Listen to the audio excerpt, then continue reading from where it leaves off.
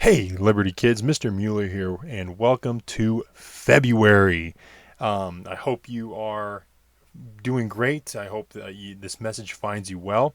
But as we are in February and in 14 days, Valentine's Day will be right around the corner, I thought it would be appropriate to do a little devotion with you specifically about love. And so when I think about love in today's culture, especially with Valentine's Day coming up, I think a lot of people don't truly understand what love is. They think they have this meaning, this idea of what love is. And I think the problem is the world has saturated their opinion of what love is, and that has distorted what love truly is. The world believes love is the romantic love, the love between a couple or two people that like each other, or maybe if you're a high school student, maybe this is like you got a crush on that person, or maybe you have a you want to build a relationship with somebody, okay? And the world even takes this a further, and it goes into lust and all kinds of things like that, and this romantic this feeling, and a lot of people think that love is a feeling. It's something I should feel inside. It should make me warm and fuzzy inside. But if we look at the Bible, that's not what love is. If we look at the Bible, we can see that love is distilled down to a choice. Love is a choice. You decide to love someone else, regardless of what they do for you.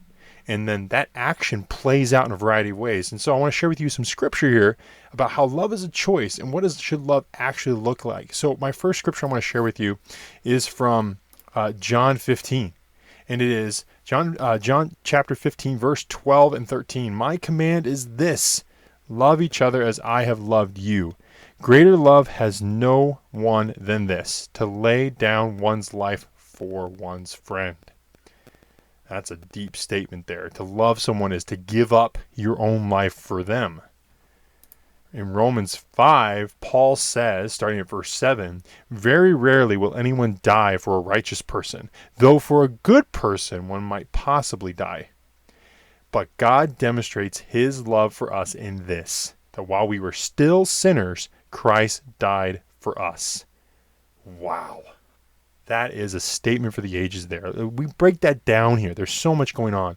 First of all, it's not many people will die for somebody that is righteous. This would be somebody that's good, that's pious, that, they seem to be holy. That's not good enough. But for a good person, someone might dare to die. So what's the difference between a righteous and a good person? A righteous and a good person. So the holy, pious, no, that's not what we're thinking about. A good person, though, for a friend, for someone you care about. You might think about dying. But in our own sinful nature, we never perfectly love. But God's perfect love goes beyond all of that. Sinners are not righteous and they're not good.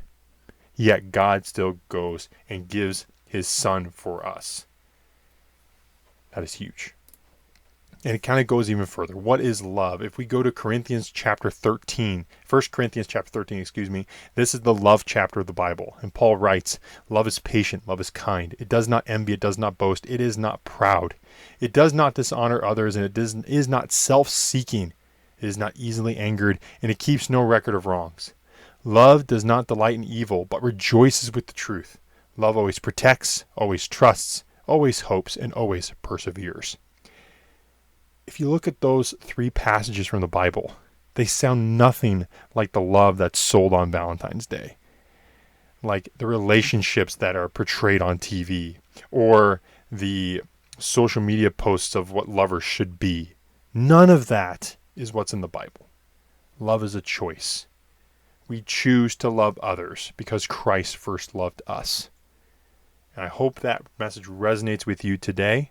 I pray that you have a fantastic February and the rest of your week. And I look forward to hearing from you soon. So God bless and have a great night.